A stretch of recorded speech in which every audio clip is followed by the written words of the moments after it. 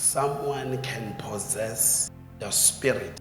The spirit esibizwa kuthiwa it's a delay spirit. Asizelanga to destroy you ukuthi sizokubulala, but a delay spirit ifika empilweni yomuntu to cause a slow movement. What it means you apply for umsebenzi, but kube ne delay for you ukuthi uthole umsebenzi.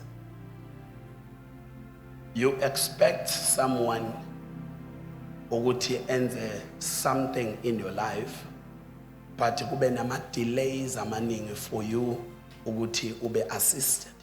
Somebody can promise you something, but uthathe iminyaka nesikhathi eside ukuba lento yenzeke.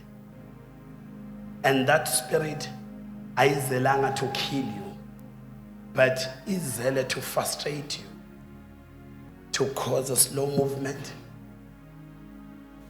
Izele ukuthi izokwenza ukuthi kungabe khona rest in your life.